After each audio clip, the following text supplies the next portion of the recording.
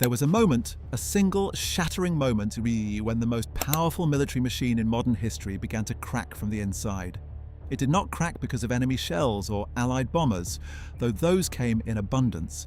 It cracked because the men who commanded Germany's armies looked at the maps spread across the tables of their headquarters, stared at the casualty figures that grew with each passing month, and arrived at a conclusion that no one in the Reich was supposed to reach. Adolf Hitler was leading Germany to destruction, and there was nothing they could do to stop him. The night when Hitler's generals finally told him the war was lost was not one single night.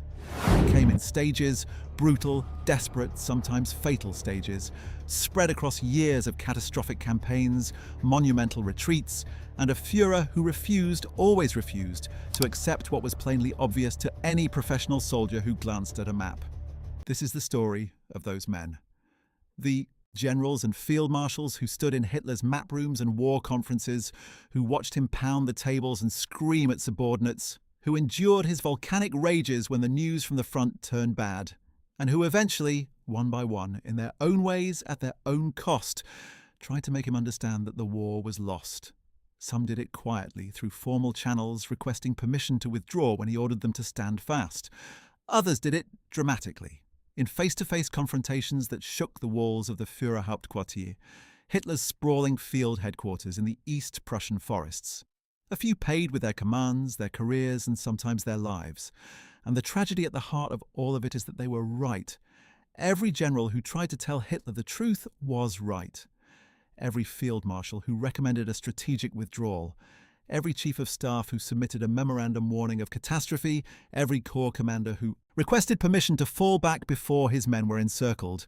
They were right, and they were ignored, humiliated, or dismissed. In this video, we will find out exactly how it happened. So without further ado, let's start with the first chapter of this extraordinary story. To understand the night, or rather the many nights, when Hitler's generals tried to tell him the war was lost, you have to understand the relationship between Adolf Hitler and his military commanders from the very beginning. It was not a relationship of equals. It was not even a relationship of a commander and his advisors. From the moment Hitler came to power in 1933, he viewed professional soldiers with a mixture of contempt and suspicion. He believed, with an almost religious certainty, that the German military had failed in the First World War, not because of strategic miscalculation or the grinding attrition of the trenches, but because of a lack of will. In Hitler's view, the war of 1914 to 1918 had been lost by men without the fanatical determination to fight on regardless of cost. He was determined that he would never be such a man, and he was equally determined that his generals would never be allowed to be such men either. This philosophy shaped everything. When German forces swept across Poland in September 1939 and then through France and the Low Countries in May and June 1940, Hitler interpreted these victories as proof of his own strategic genius. He had, after all, overruled his generals on multiple occasions during the planning of those campaigns. He had insisted on attacking in directions they considered reckless, and he had been proven correct, spectacularly so, as columns of panzer tanks poured through the Ardennes forest and sent French and British armies reeling toward the sea. In the flush of those early victories, it was easy to believe that Hitler was a military genius and that his generals were merely cautious professionals who lacked his visionary boldness. But the wars of 1939 and 1940 had not prepared anyone for what was coming. The invasion of the Soviet Union, which Hitler launched on June 22, 1941, under the codename Operation Barbarossa, was something entirely different. It was not a swift campaign against a smaller adversary. It was a war of annihilation against the largest country on earth, fought across distances that made the campaigns in France look like exercises on a training ground. And it was in the opening months of Operation Barbarossa that the first cracks began to appear, the first generals began to realize that something was deeply wrong, and the first confrontations between Hitler and his commanders took place. Those confrontations would only grow in scale and bitterness as the months turned to years, as the casualty lists grew, and as the maps showed German lines not advancing but retreating, collapsing, and ultimately dissolving. Let us begin where the story must begin, not with the dramatic scene of a general pounding the table and declaring the war lost, but with the quieter, more institutional unraveling that began at the very top of the Wehrmacht command structure. Let us begin with a man who held one of the most important positions in the entire German military, the commander-in-chief of the German army itself, Walter von Brauchitsch. Born into a military family in Berlin in 1881, Walter von Brauchitsch followed in the footsteps of his forefathers, building a career in the German army that would see him rise to the rank of commander-in-chief of the German army from 1938 to 1941. Brauchitsch was everything a Prussian officer was supposed to be. Tall, immaculately uniformed, correct in his bearing, and deeply professional in his approach to his craft. He had served in the First World War, rebuilt his career during the interwar years of the Weimar Republic, and watched with growing unease as Adolf Hitler systematically dismantled the traditional independence of the German officer, corps. But Brauchitsch was not a man of political courage. When Hitler needed a pliable commander-in-chief who would not challenge his authority too aggressively, Brauchitsch was the man who got the job, partly because Hitler helped him resolve a messy divorce by providing financial assistance, a decision that created a debt of obligation that would shadow Brauchitsch for the rest of his career. Brauchitsch's military career was marked by his strategic expertise, especially during the successful Blitzkrieg campaigns of 1939 and 1940. He oversaw key operations in Poland, France, and the Low Countries, and for a time it seemed that the partnership between the professional army and its political master might actually work. However, despite his early success, his tenure as commander-in-chief was impaired by his inability to control Adolf Hitler's increasing interference in military matters. Hitler's micromanagement undermined Brauchitsch's authority at every turn, and nowhere was this more damaging than during the critical campaigns of the invasion of the Soviet Union in 1941, which ultimately led to disaster for Germany on the Eastern Front. The summer of 1941 saw the Wehrmacht achieve staggering initial victories against the Red Army. Millions of Soviet soldiers were encircled, captured, or killed in the opening weeks of Operation Barbarossa. German columns advanced hundreds of miles into Soviet territory, and for a brief, intoxicating moment it seemed possible that the Soviet Union might actually collapse before the onset of winter. But it did not collapse. The Red Army kept fighting, kept counterattacking, kept throwing more men and equipment into the breach. And as the German advance slowed in the face of the vast Russian distances, the autumn mud, and then the catastrophic cold of the Russian winter, Brauchitsch found himself caught between the demands of a Führer who refused to hear bad news and the grim reality being reported by commanders on the ground. The crisis came to a head with Operation Typhoon, the German assault on Moscow. Launched in October 1941, it initially achieved impressive results before stalling in the mud, the cold, and the stiffening Soviet resistance. German soldiers, equipped for a campaign that Hitler had promised would be over before winter, found themselves fighting in temperatures that dropped to minus 40 degrees Celsius without adequate cold weather clothing, without enough ammunition, without the fuel their vehicles needed. Division after division reported catastrophic losses, not just to enemy fire, but to frostbite, equipment failures, and sheer exhaustion. The commanders on the ground could see what was happening. They wrote memoranda and submitted reports. They requested permission to withdraw to more defensible lines before their men were destroyed. And at the top of the chain of command, Walter von Brauchitsch found himself unable to either grant those requests or to make Hitler understand the scale of the crisis. His health deteriorated under the pressure, culminating in a heart attack in November 1941. This health crisis, coupled with the failure of Operation Typhoon, led to his dismissal by Hitler in December 1941. Hitler was furious. He needed someone to blame for the failure before Moscow, and Brauchitsch was the obvious target. On December 19, 1941, Hitler announced that he was taking personal command of the German army, dismissing Brauchitsch and assuming the title of Commander-in-Chief himself. It was an extraordinary moment in the history of the war. The head of state of a major power was now personally directing the operations of his army, combining the roles of political leader and military commander in a way that would have staggering consequences for the campaigns that followed. From that point on, Brauchitsch spent the remainder of the war in a forced retirement at his estate, effectively sidelined from further military involvement. The end of the war brought a dramatic shift in Brauchitsch's circumstances. In August 1945, British forces arrested him on charges of war crimes. He was held in custody for 3 years, awaiting trial for his actions during the war. However, fate had other plans for the former commander-in-chief. On October 18, 1948, just as he was set to face prosecution, Walter von Brauchitsch died of pneumonia. His death before trial raised questions about justice and accountability for high-ranking military leaders after the war. The man who had once commanded Hitler's armies would never have to answer for his actions in a court of law. What would he have said if he had? Would he have argued that he was merely following orders? Would he have claimed, as so many of his colleagues would claim at Nuremberg, that he had no knowledge of the crimes being committed in the name of the army he commanded? We will never know. Brauchitsch died with his secrets, leaving historians to debate whether he was a prisoner of Hitler's regime or a willing accomplice in its catastrophic ambitions. The dismissal of Brauchitsch removed one of the last institutional buffers between Adolf Hitler and the direct command of the German army. But it did not remove all the men who were capable of telling the Führer difficult truths. And among those men, perhaps none was more important in the autumn and winter of 1941 than the chief of the Army General Staff, Franz Halder. Franz Halder was a Bavarian Catholic who had served in the First World War as a staff officer and had risen through the ranks of the Reichswehr with quiet efficiency and formidable intellectual ability.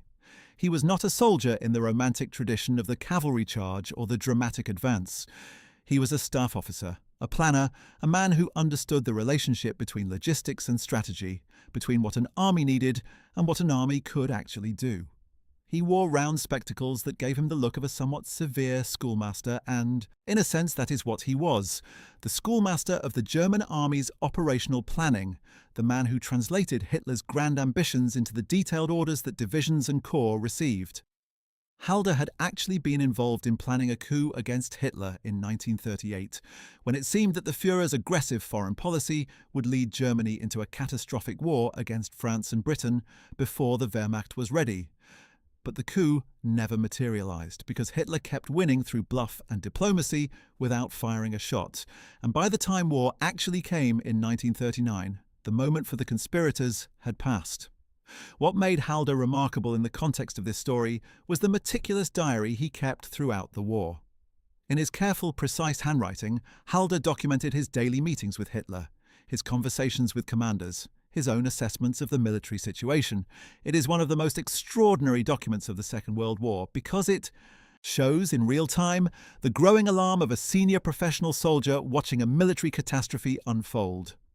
By the summer of 1942, when Hitler was insisting on a massive offensive to capture both Stalingrad and the oil fields of the Caucasus simultaneously, Halder's diary entries crackle with barely concealed despair. He noted Hitler's pathological reaction to every suggestion that the situation might require reconsidering our objectives. He documented the increasingly bizarre strategic demands that made no military sense. He recorded the conferences at which Hitler screamed at his generals, called them cowards and idiots, accused them of deliberate sabotage when his orders could not be executed on the impossible timetables he set. The breaking point for Halder came in September 1942. By this point, German forces were deeply committed in Stalingrad, fighting street by street through the ruins of the city on the Volga, while a massive Soviet counteroffensive was being prepared, just beyond the horizon of German intelligence. Halder could see what was coming. He warned Hitler repeatedly that the German flanks extending for hundreds of miles along the Don River were dangerously exposed, held by under-equipped Romanian, Italian and Hungarian armies that were not prepared for a major Soviet assault. He warned that the obsessive focus on capturing Stalingrad was strategically unsound, that the city's name meant more to Hitler emotionally than it did militarily, and that the cost of taking it was bleeding the German army white.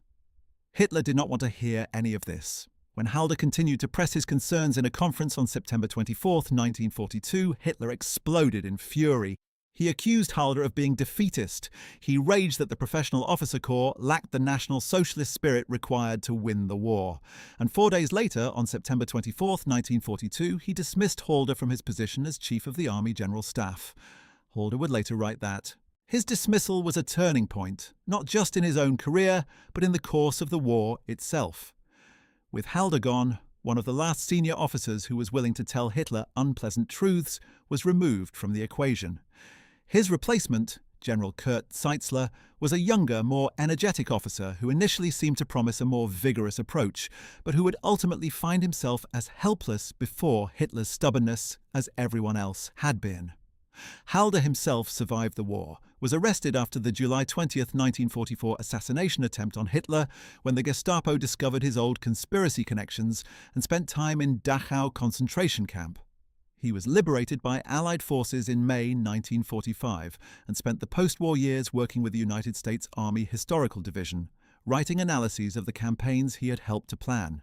He died in Bad Reichenhall on April 2, 1972, at the age of 87, one of the few German generals to live long enough to see his wartime assessments vindicated by history. But even before Halder's dismissal, another general had already confronted Hitler with the reality of the military situation in a far more direct and personal way. That general was Gerd von Rundstedt, and his story illustrates with devastating clarity the impossible position in which Hitler's senior commanders found themselves throughout the war.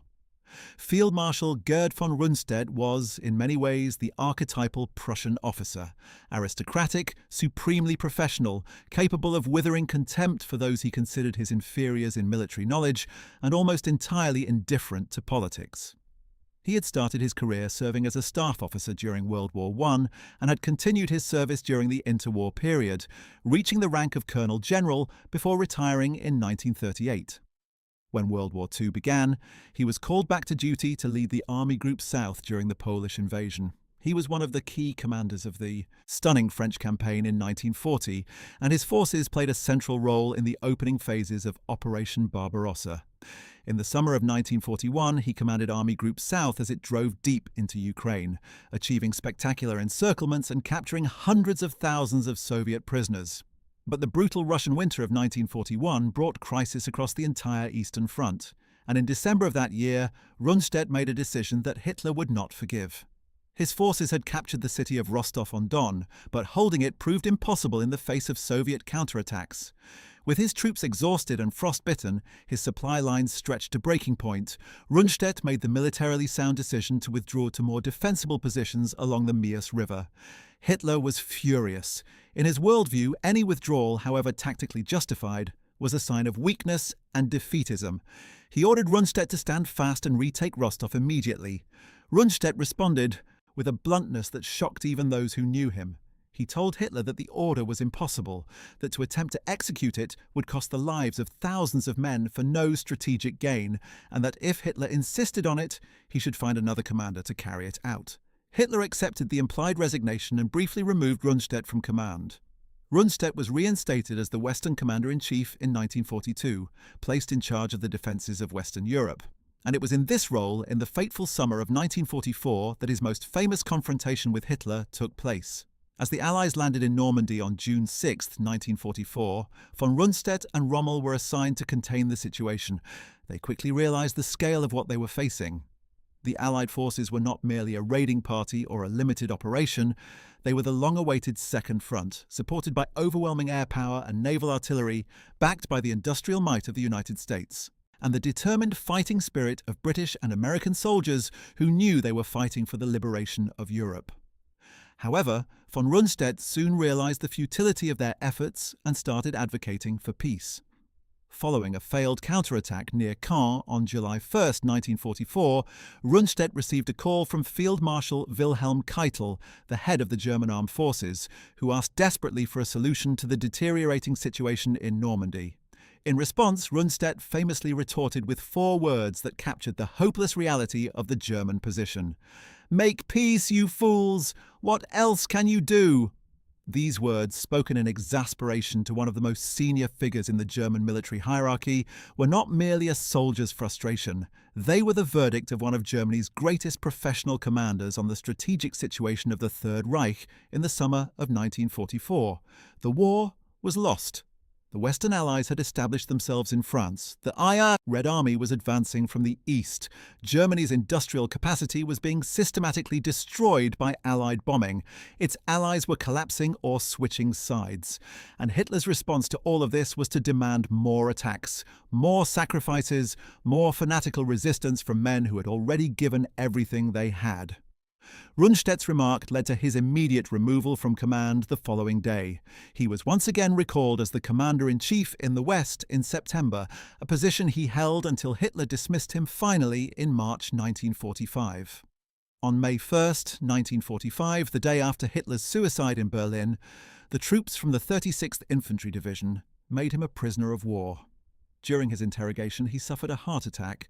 Von Rundstedt was moved between camps in southern Wales and Suffolk in Britain, where he was charged with war crimes during the invasion of the Soviet Union. The charges were primarily related to his assistance in transmitting von Reichenau's notorious severity order, which led to mass murders in occupied Soviet territory. However, due to his advanced age and deteriorating health, he was never put on trial and was released in July 1948. He spent his retirement in Schloss Oppershausen in Lower Saxony, continually troubled by heart conditions until his death on February 24, 1953. He was 77 years old, an old man who had outlived the Reich he had served and the Führer whose orders had destroyed it. If Rundstedt's confrontation with Hitler was characterized by a kind of weary aristocratic contempt, the relationship between the Führer and another of his senior commanders was defined by something far more complex, a volatile mixture of genuine military respect, personal ambition, and bitter frustration. That commander was Erich von Manstein, and many military historians consider him the greatest operational commander of the Second World War on either side. Field Marshal Erich von Manstein was widely known as one of the most skilled field commanders during World War II. He was not a man who impressed easily or who wore his emotions on his sleeve. The son of a Prussian artillery general adopted by his maternal uncle after his own father's death, Manstein embodied everything the German military tradition aspired to produce. Brilliant at the operational level, capable of seeing opportunities that less gifted commanders missed, possessed of the moral courage to stand by his assessments even when they ran counter to what his superiors wanted to hear. He had started his service in World War II as the Chief of Staff to General Gerd von Rundstedt during the invasion of Poland in 1939. But his most famous contribution to the early German victories came when he devised the audacious plan to invade France through the Ardennes forest, sending the main German armoured thrust through terrain that the Allies had dismissed as impassable for tanks. The plan was initially ignored by the German High Command, who preferred a more conventional approach, but it was eventually embraced enthusiastically by Adolf Hitler, who recognized in it the kind of bold stroke that appealed to his strategic imagination. After commanding an infantry corps in the French assault and becoming a general in June 1940, Manstein led the 56th Panzer Corps in the invasion of the Soviet Union in 1941, almost capturing Leningrad. After that, he took command of the 11th Army on the Southern Front, capturing 430,000 Soviet prisoners and successfully resisting the ensuing Soviet counteroffensive. His capture of the Crimean fortress city of Sevastopol in July 1942, after a siege of enormous difficulty against determined Soviet defenders, resulted in his promotion to Field Marshal. It was a promotion he had earned through genuine brilliance, but it was in the desperate winter of 1942 to 1943 that Manstein's story became truly remarkable. When Hitler's gamble at Stalingrad collapsed and the Soviet Operation Uranus encircled the entire German Sixth Army under Field Marshal Friedrich Paulus, it was Manstein who was given the impossible task of breaking through the Soviet encirclement and relieving the trapped men. His relief operation, codenamed Winter Storm, came achingly close to success before being forced back by the overwhelming scale of the Soviet counterthrust. And when the Sixth Army was finally destroyed in February 1943, with 90,000 German soldiers surviving to become Soviet prisoners, Manstein pulled off one of the war's most remarkable tactical coups, the counterattack that recaptured Kharkov in February 1943, striking back at overextended Soviet forces and demonstrating that the Wehrmacht was still capable of devastating operational blows, even in the depths of strategic catastrophe. Yet through all of this, Manstein was becoming increasingly convinced that Hitler's interference in military operations was leading Germany to disaster. He had what his colleagues did not, both the military reputation and the personal courage to say so directly to Hitler's face. In a series of meetings and conferences throughout 1943 and into 1944, Manstein repeatedly argued for a more flexible defensive strategy in the East, for allowing commanders in the field the latitude to make tactical withdrawals when circumstances demanded, for concentrating German forces at decisive points rather than trying to hold every foot of ground simultaneously. Hitler's response was always the same. Germany did not retreat. Germany stood fast. every kilometre of Soviet territory held was a kilometre that the Red Army could not use to build up for its next offensive. The Führer had made these arguments so many times that he had come to believe them absolutely, as articles of faith rather than accessible propositions. The confrontations between Manstein and Hitler became legendary within the German High Command. Manstein did not shout or rage. He presented his arguments with cool, clear logic, walking. Hitler threw the maps with precise, methodical explanation. And Hitler, who was himself capable of considerable strategic insight when he was not in the grip of his obsessions, must have known on some level that Manstein was right. But knowing something and accepting it are different things, and accepting Manstein's arguments would have meant accepting that the war in the East could not be won as Hitler had conceived it, which was something the Führer's entire psychological makeup prevented him from doing. After repeated requests for either strategic autonomy or relief from command went unanswered or were rejected, Manstein was finally dismissed by Hitler in March 1944. He was succeeded by Walter Model, one of Hitler's favourite commanders, a man known less for operational brilliance than for ferocious determination and an ability to hold positions against all logic. After the war, Manstein was captured by the British in 1945 and stood trial for war crimes. While he was acquitted of the most serious charges, he remained imprisoned until his release due to health issues in 1953. He later served as an advisor to the West German government on army organization. His memoirs, titled Wöhlerin Siege, or Lost Victories, were published and became a landmark text in the study of the Second World War. He passed away in 1973 at the age of 85, having spent his retirement writing, lecturing, and arguing, as he had always argued, that Germany's military defeats were the result of Hitler's interference, not of any failure by the professional officer corps. Whether that argument was entirely fair is something historians continue to debate. There was another officer whose confrontation with Hitler came not through dramatic battlefield disputes, but through the quieter, more painful process of watching a campaign he had commanded dissolve into chaos. That officer was Wilhelm Ritter von Lieb, and his story adds another dimension to the picture of how Germany's senior commanders came to understand that the war was being lost. Wilhelm Ritter von Lieb was a career military officer who began his service in the Bavarian army. He rose through the ranks during World War I, where he distinguished himself as a capable officer, earning several medals, including the prestigious Military Order of Max Joseph, which granted him a noble title and the right to add Ritter to his name. As a commander, Lieb had a reputation for methodical thoroughness, for careful attention to logistics and preparation, and for a personal piety he was a devout Catholic that set him somewhat apart from many of his colleagues. He had actually been dismissed from the army in 1938 when Hitler purged officers he considered insufficiently enthusiastic about National Socialism, but like so many other senior commanders, he was recalled when war began to provide his professional expertise. Lieb commanded Army Group C during the invasion of France in 1940, playing a key role in the rapid defeat of French forces. His success in this campaign earned him a promotion to Field Marshal. On March 30th, 1941, Lieb was among over 200 senior military officers who attended a speech delivered by Adolf Hitler, in which Hitler detailed his vision for an ideological war of annihilation against the Soviet Union. What the officers in that room made of what they heard, the explicit declaration that this would not be a conventional military campaign but a war of racial and ideological extermination, is one of the enduring moral questions of the period. During Operation Barbarossa, Lieb was assigned to lead Army Group North. His mission was to advance through the Baltic states and capture the strategic city of Leningrad. His forces drove deep into Soviet territory in the summer of 1941, but as autumn turned to winter, the advance faltered. Leningrad was besieged but never captured, held by its defenders in one of the most harrowing episodes of the entire war. By January 1942, Lieb's Army Group North was in serious trouble. Soviet counteroffensives had opened gaps in the German lines, and several German formations were in danger of encirclement.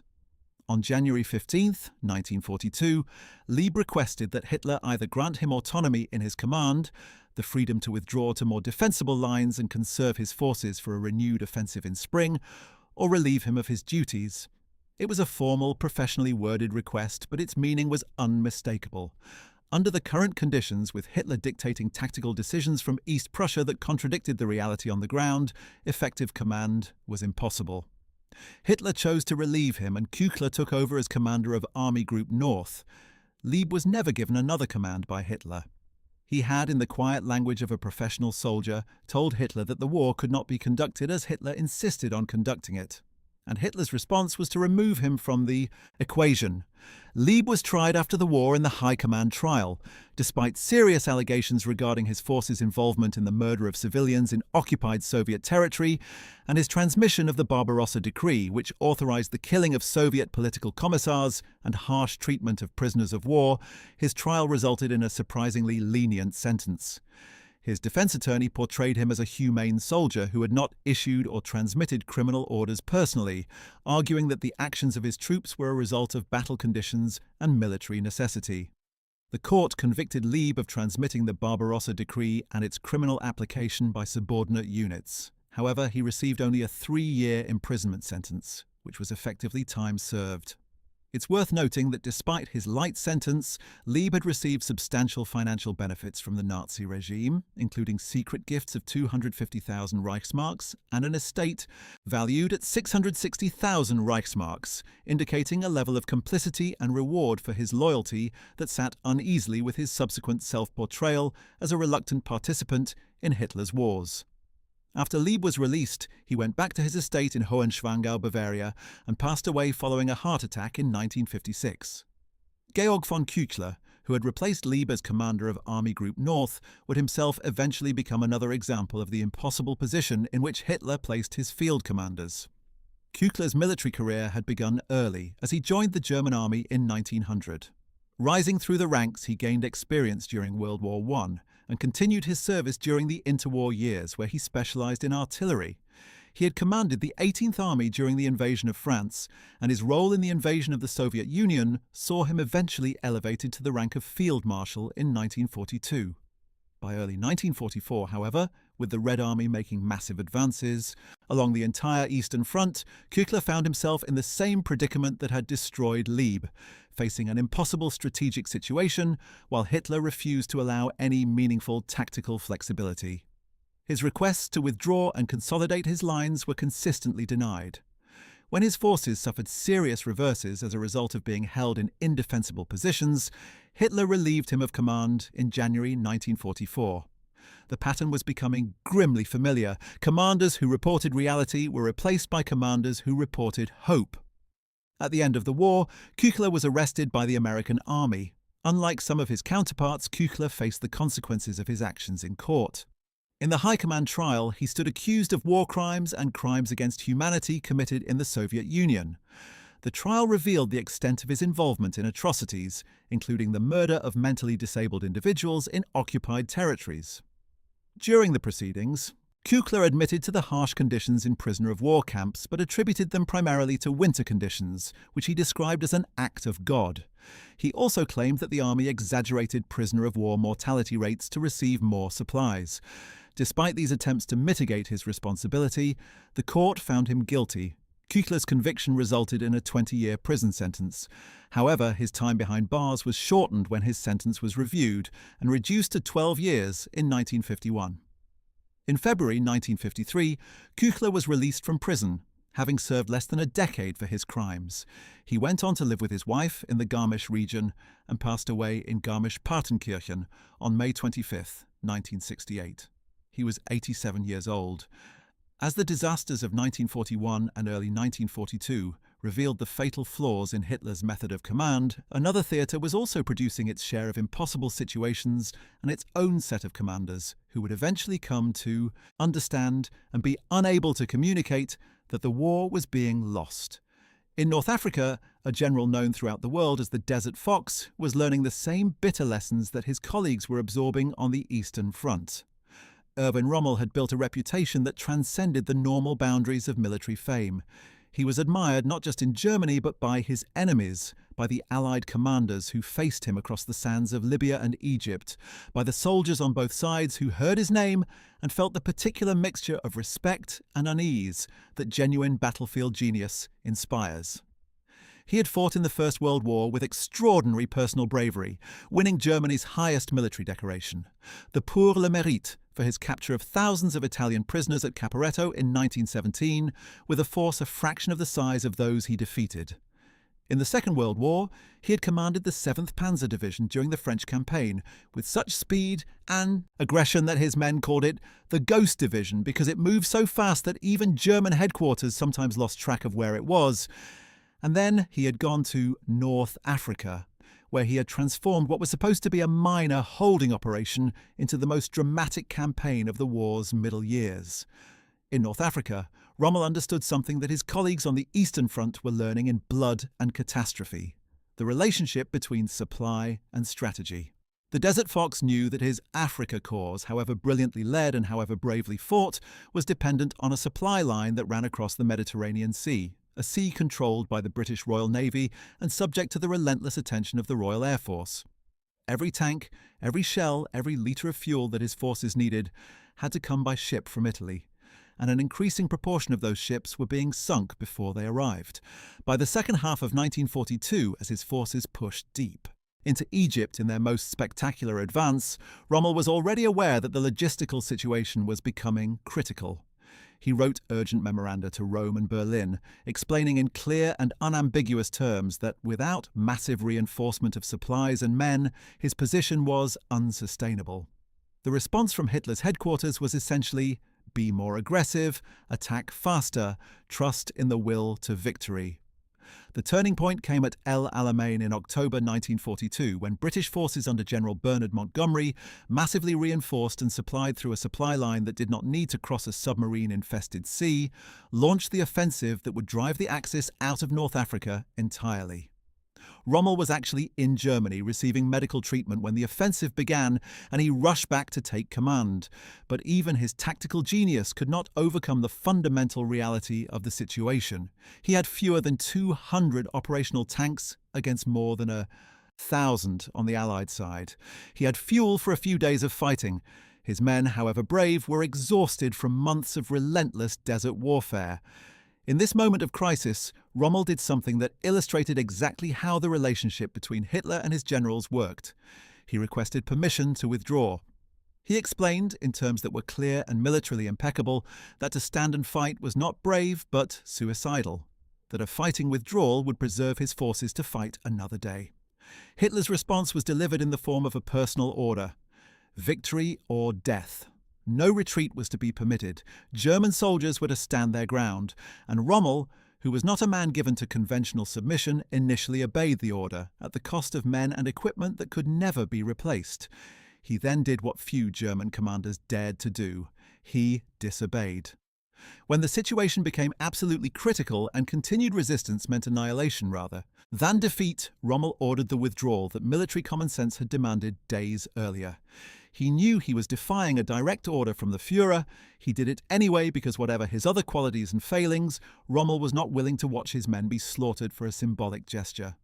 The retreat saved the bulk of his army, but the campaign in North Africa was over as a serious offensive operation. From that point forward, it was only a question of when, not whether, Axis forces would be driven entirely from the continent of Africa. By 1943, Rommel was back in Europe, given command responsibilities in Italy and then in France, where he worked alongside Rundstedt to prepare the Atlantic Wall defences against the expected Allied invasion. And it was in France, in the spring and early summer of 1944, that Rommel moved from private doubts about the outcome of the war to open advocacy for ending it. In meetings with Hitler in June 1944, just after the Allied landings into Normandy, Rommel told the Führer directly that Germany could not win the war. He argued for a negotiated peace while Germany still had bargaining chips, while Allied forces were still confined to a bridgehead in Normandy and had not yet broken out into the open country of France. Hitler's response was characteristically brutal. He accused Rommel of defeatism and told him to mind his own business, which was fighting the enemy in front of him rather than thinking about grand strategy. Rommel never had the chance to press his arguments further. On July 17, 1944, his staff car was attacked by Allied fighter bombers and he was badly wounded, his skull fractured by the impact when the car crashed. He was recovering at home in Germany when, 3 days later, the July 20th assassination plot nearly killed Hitler and triggered a massive purge of anyone suspected of involvement in the conspiracy. Rommel's name emerged from the investigations. He had been aware, if only tangentially, of some of the plotting, and several conspirators had hoped that his military prestige might lend legitimacy to a post-Hitler government.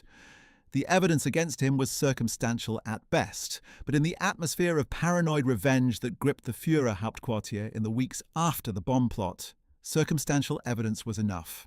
Hitler gave him a choice: face trial before a court that would certainly sentence him to death, or take a cyanide pill and be given a state funeral with full military honours, with his family protected and his reputation preserved.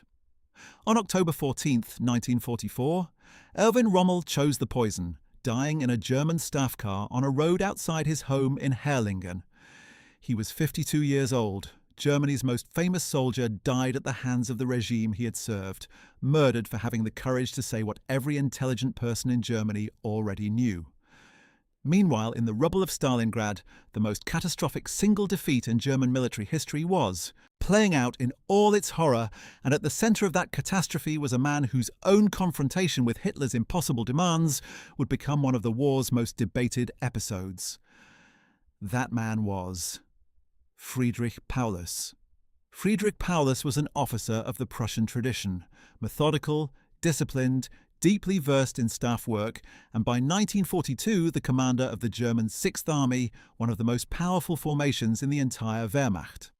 He had played a key role in planning Operation Barbarossa as a staff officer, and he had been given command of the Sixth Army for the Great Summer Offensive of 1942, Case Blue, which was intended to drive German forces to the Volga River and into the Caucasus oil fields.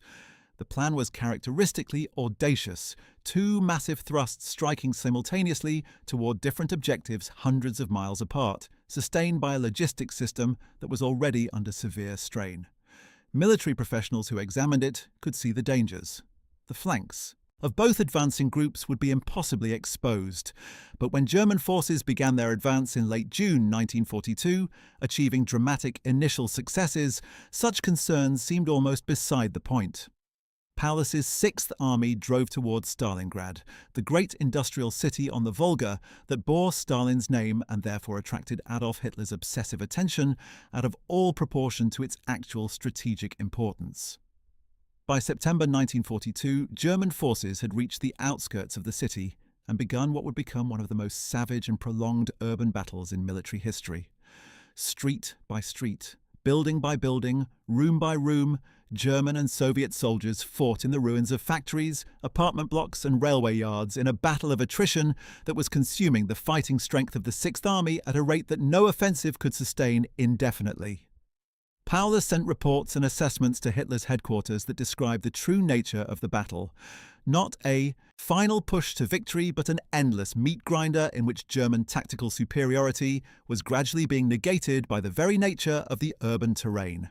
Then, on November 19, 1942, the blow that Halder had warned about fell. Soviet forces launched Operation Uranus, the counter-offensive that Halder had feared and that Hitler's intelligence apparatus had either failed to detect or chosen not to present to the Führer in its true dimensions. The Red Army struck the exposed German flanks north and south of Stalingrad, smashing through the Romanian armies that were supposed to protect them, and on November 23rd the two Soviet pincers met west of the city, completing the encirclement of the entire Sixth Army. More than 300,000 German and Axis soldiers were trapped inside the Stalingrad pocket. What would happen to them became a defining moment of the war. Paulus immediately requested permission to break out. His assessment was clear: trapped in the pocket without adequate supplies of food, ammunition or fuel, his army would die. But if permitted to fight its way out, it might preserve the core of its fighting strength. Field Marshal Manstein, commanding the nearby army group Don, agreed and was working to organize a relief operation. Everything pointed to the necessity of allowing Paulus to break out, but Hitler refused. He had already promised in a public broadcast that the Sixth Army would hold Stalingrad. To allow it to withdraw would be an admission of failure, a repudiation of his own words, an acknowledgement that the unstoppable Wehrmacht had been stopped. He ordered the Sixth Army to hold its positions and promised that it would be supplied by air until a relief operation could reach it. It was a promise that could not be kept. Göring's assurances that the Luftwaffe could supply the trapped army by air proved catastrophically optimistic. The transport aircraft available simply did not have the carrying capacity to deliver the minimum daily. tonnage the Sixth Army needed, and the Soviet air defenses and winter weather made each flight increasingly costly. The soldiers in the pocket began to starve. Medical supplies ran out, horses were eaten, the temperature dropped to -40 degrees, and day by day, week by week, the German perimeter shrank as Soviet forces pressed inward, and the men inside it died of cold and hunger and battle wounds that could not be properly treated. Paulus continued to send messages to Hitler's headquarters, each one a politely worded but utterly unambiguous request for permission to break out before it was too late. Each request was denied. Hitler promoted him to field marshal on the eve of the final collapse, in January 1943, apparently expecting that the honor would inspire Paulus to commit suicide rather than surrender. No German field marshal had ever been taken prisoner. But Paulus did not commit suicide. On February 2, 1943, he surrendered to the Red Army.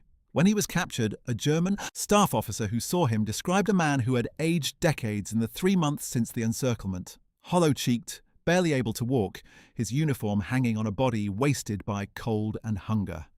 He spent the rest of the war in Soviet captivity, and in 1944 joined the National Committee for a Free Germany, an anti-Hitler organization of German officers and soldiers in Soviet hands, broadcasting calls for German soldiers to lay down their arms. He testified at the Nuremberg trials against the German military leadership. He was released by the Soviets in 1953 and settled in East Germany, where he died in 1957. His body was eventually returned to West Germany and buried in the family plot at Baden-Baden. The fall of Stalingrad sent shockwaves through the entire German military establishment. For the first time, the scale of the catastrophe was undeniable, even to those who had been most loyal to Hitler's strategic vision. 300,000 men had been swallowed by a defeat that every professional soldier had seen coming and that had been made inevitable by Hitler's refusal to permit any operational flexibility. And yet, astonishingly, the lesson was not drawn. Hitler did not change his approach. He did not allow his commanders more autonomy. He did not revise the standing orders that prohibited retreat. He responded to Stalingrad essentially by demanding more of the same. More fanatical resistance, more sacrifice, more standing fast regardless of tactical sense. Among the commanders who drew their own conclusions from Stalingrad was Paul Ludwig Ewald von Kleist, a man whose story takes an unexpected turn in the last years of the war. Von Kleist came from a family with a long history of military service, and his career spanned both World War I and World War II. He was particularly recognized for his leadership during the early Blitzkrieg campaigns, commanding the 1st Panzer Group during the invasion of France in 1940 and leading a fast-moving, armoured thrust that penetrated deep into French defences, contributing to a swift German victory. In 1941, commanding the 1st Panzer Army during Operation Barbarossa, he led some of the largest tank battles in history, including the encirclement of Soviet forces at Uman and Kiev. These operations inflicted massive losses on the Red Army and contributed to the initial German advance into Soviet territory. However, Kleist's campaigns in the Soviet Union also revealed the limits of German military strategy, as logistical challenges and the harsh Russian winter eventually stalled the German offensive. Kleist's career took a significant turn in 1942 when he was appointed commander of Army Group A during the German offensive into the Caucasus. His forces were tasked with capturing the vital oil fields of the region, but the campaign faltered due to the overextension of German resources and the fierce Soviet resistance. By early 1943, the Germans were forced to retreat from the Caucasus, marking a turning point in the war. Field Marshal von Kleist, reflecting on the shift in how German commanders viewed the Soviet military, stated that from the very beginning, the Russians had proven themselves first-class warriors, and that their growing combat experience turned them into formidable soldiers with exceptional perseverance and astounding endurance. It was a candid assessment that cut against everything the Nazi racial ideology had predicted about Slavic fighting capacity. On March 30th, 1944, after a series of retreats and failures, Kleist was dismissed by Hitler, who increasingly distrusted his military commanders. Following the unsuccessful attempt to assassinate Hitler on July 20th, 1944, known as the July 20th Plot, the Gestapo implicated and arrested Kleist due to his cousin's involvement in the Oster conspiracy. Despite the arrest, Kleist managed to avoid trial and was subsequently released. After the war, von Kleist was captured by Allied forces and handed over to Yugoslavia, where he was sentenced to 15 years in prison for war crimes. He was later extradited to the Soviet Union, where he faced trial for war crimes related to his commands on the Eastern Front and was sentenced to 25 years in a correctional labor camp. Kleist's final years were spent in Soviet captivity. On November 13, 1954, he died of heart failure while imprisoned at Vladimir Central Prison, making him one of the highest-ranking German officers to die in Soviet custody. While the commanders on the Eastern Front were dealing with Hitler's increasingly irrational operational demands, the generals on the Western Front were watching a different kind of catastrophe unfold. Wilhelm List was one of those commanders whose Balkan experience gave him an early glimpse of the moral as well as strategic bankruptcy of the war Germany was fighting. After the First World War, like many officers, Wilhelm List remained in the reduced Reichswehr, helping to modernize Germany's military under the limitations of the Treaty of Versailles. With the outbreak of World War II, List played a key role in the German invasion of Poland in 1939. His success in this operation earned him Hitler's favor, and by 1940 he was promoted to Field Marshal. One of List's most notable assignments was leading German forces during the Balkan Campaign in 1941, commanding Army Group A during the invasion of Yugoslavia and Greece. However, List's involvement in the Balkans also connects him to the darker aspects of the war. The region saw brutal repression, mass executions, and harsh reprisals against partisans and civilians. In 1942, List's career ended abruptly during Case Blue, the German summer offensive on the Eastern Front. Tasked with capturing the vital oil fields in the Caucasus, his forces faced logistical challenges and strong Soviet resistance. When the operation faltered, Hitler dismissed List from command in September 1942, blaming him for the failure to achieve objectives that were, in reality, beyond the reach of the forces available. After his dismissal, List never returned to active duty. He was later arrested by Allied forces and tried in the Hostages Trial, where German generals were prosecuted for war crimes in the Balkans. List was sentenced to life imprisonment in 1948 but was released in 1953 due to ill health. However, he continued to live for 19 more years, passing away on August 17, 1971, at the remarkable age of 91, living long enough to see Germany rebuilt, reunited with prosperity, and reckoning with its past, even if List himself never truly reckoned with his own role in the catastrophe. As the year 1943 ground on and the military situation continued to deteriorate across all fronts, the pressure on Hitler's remaining senior commanders became almost unbearable. The question was no longer whether Germany could win the war.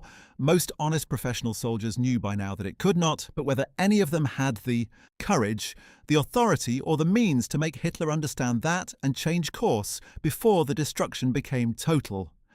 And it was in this context that one of the most tortured relationships in the entire history of the war played out, the relationship between Adolf Hitler and Heinz Guderian. Heinz Guderian was, in many ways, the father of German armoured warfare. He had spent the interwar years developing the theory and practice of blitzkrieg, writing, arguing, experimenting, and cajoling a skeptical military establishment into accepting that tanks were not merely a support weapon for infantry, but the decisive arm of modern warfare in their own right. His book, Achtung, Herr Panzer, published in 1937, laid out with extraordinary clarity and prescience exactly how armoured forces should be organised and employed, and the campaigns of 1939 and 1940 vindicated his theories in spectacular fashion. When German tanks poured through the Ardennes and raced to the English Channel in May 1940, it was Guderian's ideas that had made it possible. Guderian was not a man who kept his opinions to himself. He was impetuous, outspoken, and possessed of an absolute certainty in his own tactical and operational judgment that made him both invaluable and infuriating to work with. During the invasion of the Soviet Union in 1941, he commanded the 2nd Panzer Group and achieved advances that seemed almost miraculous given the distances involved and the size of the Soviet forces opposing him. But the friction with Hitler's headquarters that would eventually destroy their relationship began early. Guderian had the same experience as every other commander on the Eastern Front. His assessments of what was possible and what was necessary were in constant conflict with Hitler's demands. The break came in December 1941 when, facing the Soviet winter counter-offensive outside Moscow, Guderian ordered a tactical withdrawal to prevent his forces from being cut off and destroyed. Hitler had issued categorical orders against any withdrawal. Guderian's unauthorized retreat, however militarily justifiable, was insubordination. Hitler dismissed him from command on Christmas Day 1941, a date that added a particular grimness to an already bitter situation. But unlike many dismissed commanders, Guderian was too valuable to leave permanently on the shelf.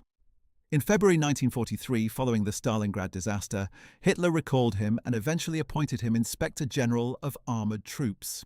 And then, in one of the most extraordinary appointments of the war, Hitler made him Chief of the Army General Staff in July 1944, following the July 20th assassination attempt that purged or killed so many of the officers who had previously occupied the senior staff positions. As Chief of Staff, Guderian found himself in the same impossible position that had destroyed Halder and Zeitzler before him. He was the senior professional military advisor to a commander-in-chief who refused to take advice. In the winter of 1944 to 1945, with Soviet forces massing for what would be their final offensive toward Berlin, Guderian pleaded repeatedly for a strategic withdrawal from exposed positions in East Prussia and elsewhere, for the evacuation of populations, for the redeployment of forces from secondary theatres to defend Germany itself. Hitler refused everything. In one of the most dramatic confrontations of the final months of the war, Guderian and Hitler screamed at each other across the conference table at the Führerhauptquartier in January 1945, in a scene witnessed by dozens of officers and staff members, as Guderian demanded that the futile German counteroffensive in Hungary be called off and its forces used to defend the approaches to Berlin. Hitler refused. On March 28, 1945, with the Red Army already inside Germany and the war only weeks from its end, Hitler dismissed Guderian for the second and final time, telling him to take 6 weeks' leave for his health. Guderian survived the war, was captured by American forces, and was held for several years while war crimes investigations were conducted. He was eventually released without being charged, a decision that many considered controversial given the orders that had been implemented under his nominal authority. He spent his retirement writing his memoirs, published as Panzer Leader, which became one of the most widely read accounts of the Second World War from the German perspective. He died on May 14, 1954, in Schwangau, Bavaria, at the age of 65. The war's final year also brought into sharp focus the stories of several other commanders whose fates illuminate the broader picture of how Germany's military leadership faced the consequences of the conflict they had helped to prosecute. Among them was Maximilian von Weichs, whose story we touched on earlier, but who deserves more careful examination as an example of the commanders who managed to escape formal accountability through a combination of age, ill health, and the practical limitations of the post-war judicial system. Weichs had served at the highest levels of command for most of the war, overseeing campaigns in France, Yugoslavia, and the Soviet Union, before his appointment to command German forces in the Balkans in 1944. His involvement in anti-partisan operations in Yugoslavia and Greece brought him into contact with some of the war's worst atrocities, as German reprisal policies mandated the killing of civilian hostages in response to partisan attacks, creating cycles of violence that left hundreds of thousands of civilians dead. That Weichs was never tried for these crimes, removed from the proceedings at Nuremberg citing medical reasons, was one of the more uncomfortable outcomes of the post-war justice process. A reminder that even the most ambitious effort to hold perpetrators accountable operates within practical constraints that sometimes allow genuine culpability to go unpunished. The broader question of what justice required in the aftermath of the Second World War was one that the Nuremberg trials attempted to answer, with mixed and sometimes paradoxical results. The trials were genuinely historic. The first time in history that the leaders of a defeated state were held individually accountable in a court of law for the decisions they had made as political and military leaders. The precedents they established for crimes against peace, war crimes, and crimes against humanity have shaped international law ever since. But the trials were also necessarily selective, trying a relatively small number of defendants while leaving many others unprosecuted, and applying standards that were in some respects ad hoc and difficult to apply consistently.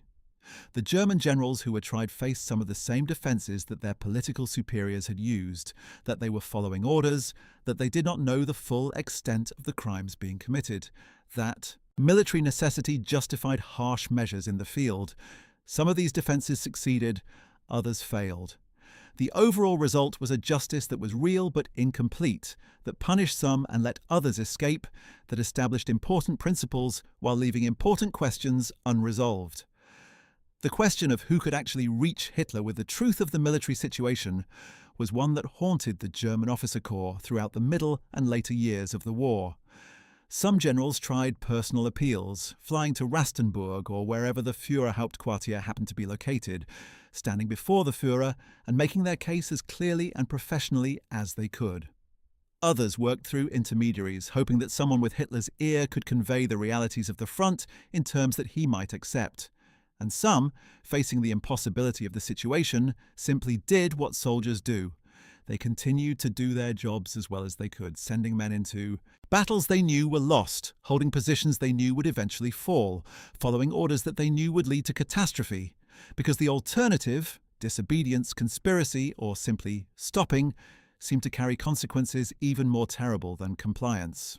Among those who continued to do their jobs with terrible efficiency to the very end was Albert Kesselring, and his story reveals a different dimension of the relationship between Hitler's generals and the war they were fighting.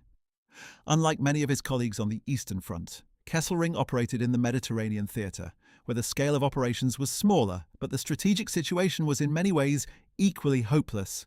He was known throughout the German military for his perpetually pleasant expression, which earned him the affectionate nickname Smiling Albert among those who held him in high regard, a curious reputation for a man commanding forces in campaigns of extraordinary brutality. Kesselring's military career had started in World War I and continued into the era of the Weimar Republic before he shifted to the Luftwaffe in 1935, making the transition from army to air force that a number of ambitious officers undertook in the years after Hitler came to power, and the secret rebuilding of German military power accelerated. A year later, he earned his stripes as a lieutenant general and became chief of the General Staff of the Luftwaffe. His role in World War II was significant from the beginning. He led air fleets in Poland and France and played a crucial part in the Battle of Britain, though the Luftwaffe ultimately failed to achieve the air superiority over England that would have made any invasion possible. After the attack on the Soviet Union, Kesselring took up the position of Commander-in-Chief South, and it was in this role, overseeing the campaigns in North Africa and then Italy, that he demonstrated the defensive operational skill for which he is most remembered. Following the Allied invasions of Sicily and Italy in 1943, Kesselring devised a defensive strategy that delayed an Allied victory in Italy for over a year. He constructed a series of defensive lines, the Gustav Line, the Gothic Line, that turned the Italian peninsula's rugged terrain into a succession of killing grounds, where Allied forces paid terribly for every mile of advance. It was tactically brilliant and strategically futile. Even if the Allies were held in Italy indefinitely, the war on the Eastern Front and in Western Europe was being decided elsewhere. But Kesselring did not operate at the level of grand strategy. He was given a theatre and an objective, and he pursued it with formidable competence. Taking over as Commander-in-Chief West in March 1945, he couldn't stop the Allied push into Germany and ultimately surrendered the southern German forces on May 7, 1945. He remained loyal to Hitler throughout his career. In October 1945, Kesselring was called as a witness in the Allies' first war crimes trial after the war. 2 years later, in 1947, a British military court in Venice found him guilty of war crimes. He was convicted for ordering the execution of 335 Italian civilian hostages in what became known as the Ardeatine Cave Massacre in March 1944, carried out as retaliation for an Italian partisan attack on German soldiers. Initially sentenced to death on May 6, 1947, his sentence was later commuted to life imprisonment. He was pardoned and released in 1952 because of his declining health, after which he became involved in numerous veterans' associations and wrote his memoirs, which presented an unreflective account of his wartime service that glossed over the crimes committed under his command. He passed away in 1960, leaving behind a legacy that military historians have debated ever since, a genuinely gifted commander who remained loyal to a criminal regime and whose tactical brilliance was placed entirely at the service of a war of conquest and mass murder. Maximilian von Weichs occupied a similar moral space, a field marshal whose professional capabilities were beyond question, but whose willingness to serve the regime without fundamental protest implicates him in its crimes. Weich's had a military career characterized by both notable achievements and actions that sparked controversy. As a field marshal in the German army, he commanded the Second Army during major military campaigns, including the invasions of France, Yugoslavia, and the Soviet Union. His role in these operations brought him to the forefront of Nazi Germany's war efforts. In 1944, he was appointed commander of the German forces in the Balkans, where his responsibilities included suppressing partisan resistance movements in Yugoslavia and Greece. His tenure in the Balkans was characterized by brutal anti-partisan operations and widespread atrocities against civilians, a reflection of the increasingly desperate measures the German military employed in the later stages of the war. Weichs retired from his military career on March 25, 1945, and was arrested by American troops in May. The Nuremberg trials included Weichs among those to be prosecuted. Specifically, he was scheduled to participate in the U.S. Army's hostages trial, facing charges related to the suppression of partisans in the Balkans. In a surprising turn of events, Weichs was removed from the proceedings before being judged or sentenced. The official reason given was medical reasons, a justification that raises profound ethical questions about accountability for war crimes. This decision allowed Weichs to evade prosecution despite his alleged involvement in serious wartime atrocities. Maximilian von Weichs died on September 27, 1954, in Bonn, West Germany, at the age of 72. The story of the war's final year is, in many ways, the story of commanders who knew the truth but could not act on it. Men trapped in a system of command that made honesty not just professionally dangerous, but literally fatal. As the Allied forces broke out of Normandy in August 1944 and began the dramatic liberation of France, and as the Red Army drove westward with ever-growing strength and momentum, Hitler responded to each new crisis with the same formula: demand fanatical resistance, forbid retreat, sack commanders who failed to achieve the impossible, and replace them with officers who were either more optimistic or more reckless or simply more willing to tell the Führer what he wanted to hear. Among those who tried to navigate this impossible landscape was Hans-Günther von Kluge, who found himself in one of the most morally precarious positions of any German commander in the final year of the war. Von Kluge had a reputation as a capable, if somewhat conventional, commander. He had led forces during the invasion of France and on the Eastern Front, where he commanded Army Group Center. He was known for his stubbornness in defense, his professionalism, and his willingness to stand up to Hitler in operational matters. In July 1944, following the wounding of Rommel and the dismissal of Rundstedt, he was appointed Commander-in-Chief West, inheriting command of a theatre where the German position was already desperate. Kluge knew about the July 20th assassination plot. He had not participated in it directly, but he had been aware that something was being planned, and some of the conspirators had hoped he might join them or provide moral support. He had been too cautious, too calculating to commit himself definitively, and when the bomb failed to kill Hitler, his equivocation looked less like careful judgment and more like failure of nerve. In the weeks that followed, as the Gestapo hunted down everyone connected with the conspiracy, Kluge operated under the constant shadow of suspicion, knowing that the telephones of his headquarters might be monitored, that any order he gave might be interpreted as evidence of disloyalty, that every action was being scrutinized by men who were looking for reasons to destroy him. Despite this, Kluge continued to report honestly to Hitler's headquarters about the deteriorating situation in France. He sent assessments that made clear the German position in Normandy was untenable, that the Allied forces could not be contained, that a coherent defence of France required the permission to conduct an organised withdrawal, rather than being pinned in place while Allied armour swept around the German flanks. His honesty did him no good. Hitler dismissed him from command on August 17, 1944. On the road home to Germany, Hans-Günther von Kluge took a cyanide capsule and died.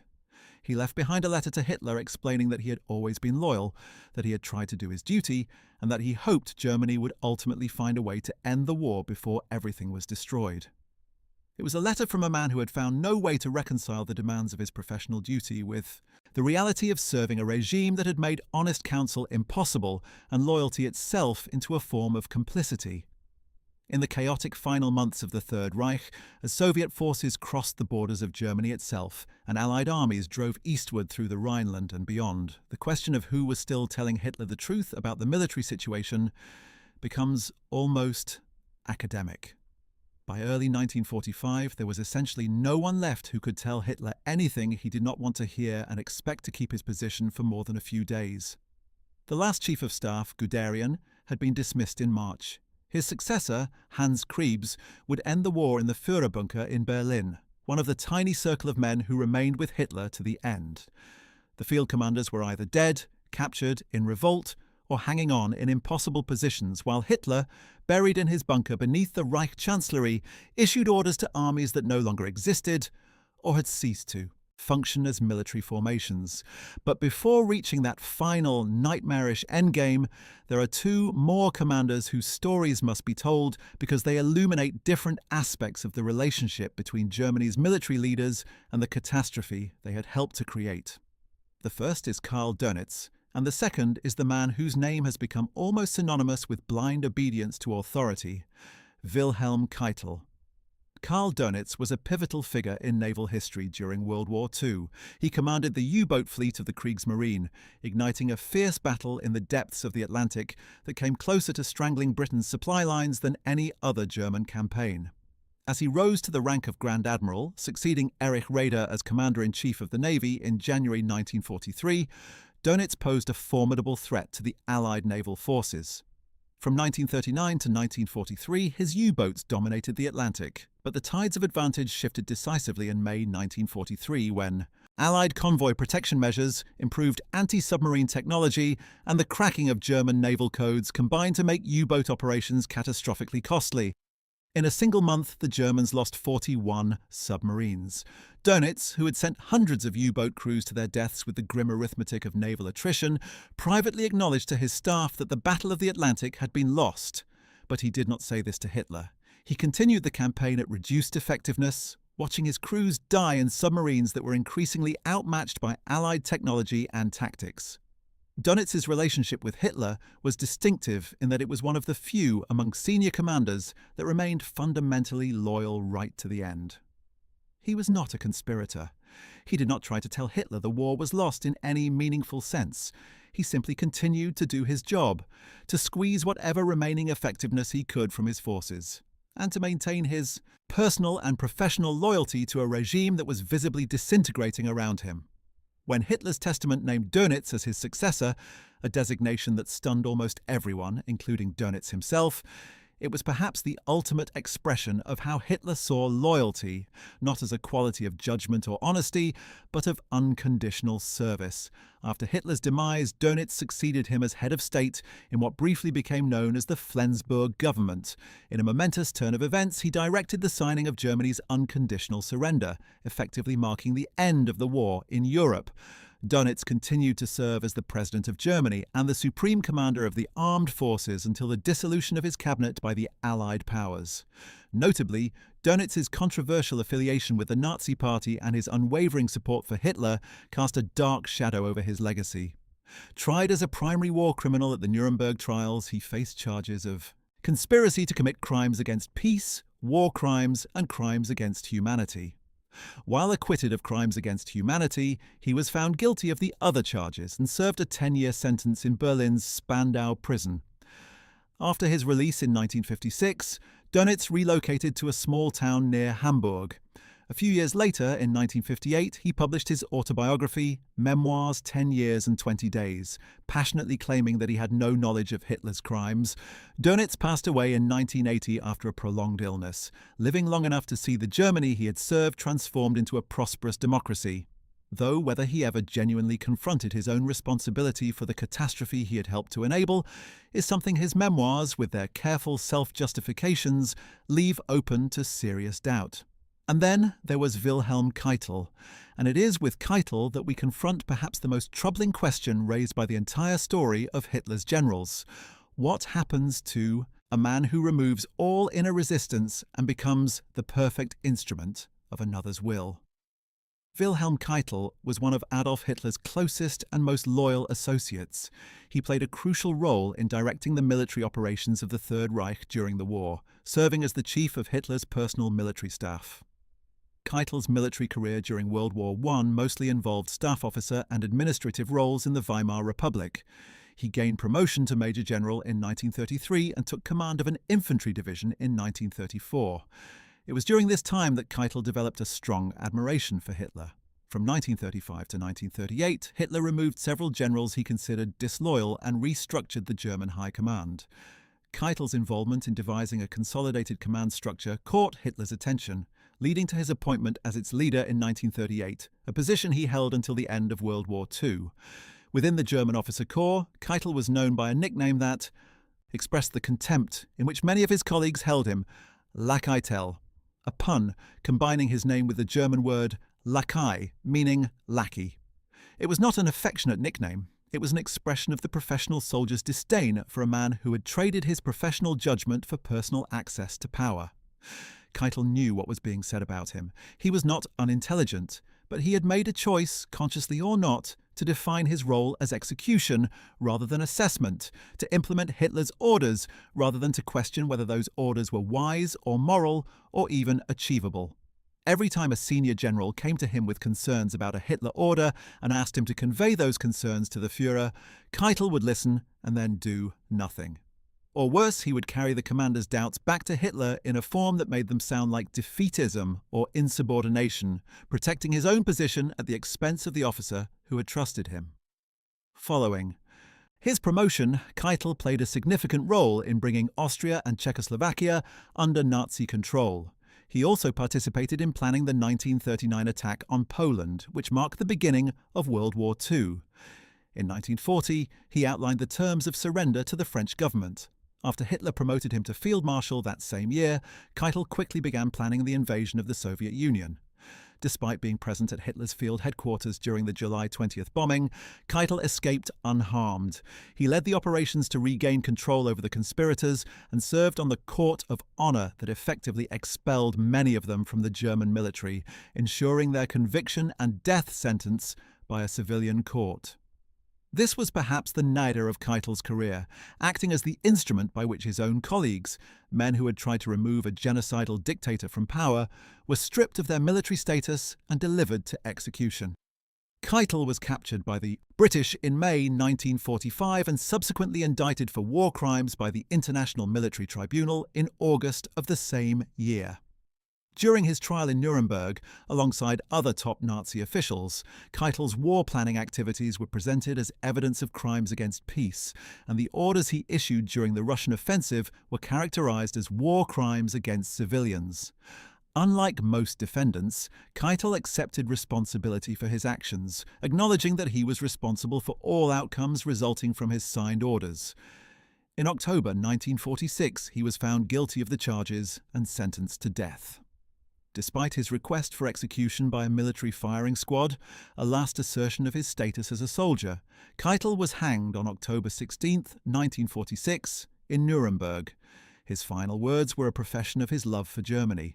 Whether he ever understood the difference between loving Germany and serving the man who destroyed it is a question that his subsequent execution rendered permanently unanswerable. The contrast between Keitel and Alfred Jodl is instructive because Jodl occupied almost the same position in the German command structure but approached it with a different kind of intelligence. Alfred Jodl, holding the rank of Generaloberst, was a prominent figure in the German military during World War II. He served as the chief of the operations staff within the Oberkommando der Wehrmacht, the high command of the German armed forces throughout the duration of the war. Where Keitel was the administrator, the bureaucrat who processed Hitler's decisions, Jodl was the strategist who turned those decisions into operational plans. He was genuinely capable, respected as a professional by those who worked with him, and possessed of a clearer understanding of the military situation than Keitel ever demonstrated.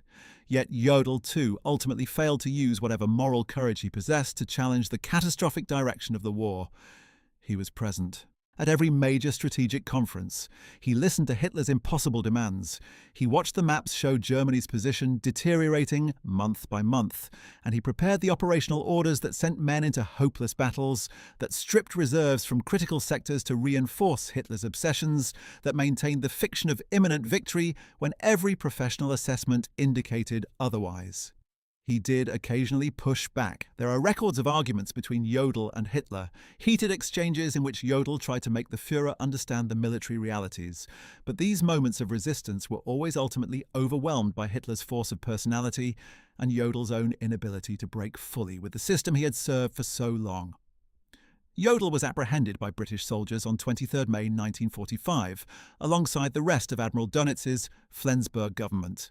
He was initially confined in Camp Ashcan before being presented to the International Military Tribunal at the Nuremberg trials. He stood accused of scheming to perpetrate crimes against peace, initiating and conducting wars of aggression, war crimes, and crimes against humanity. The primary accusations tied to his name were his endorsement of the Commando Order and the Commissar Order, which mandated the immediate execution of specific categories of prisoners of war upon their capture. Jodl justified the 1941 mass shootings of Soviet prisoners of war by asserting that only those prisoners who chose not to walk were executed, not those physically unable to do so, a defense that speaks volumes about how senior German officers had learned to calibrate their moral compass in the service of an ideology that denied the humanity of its enemies.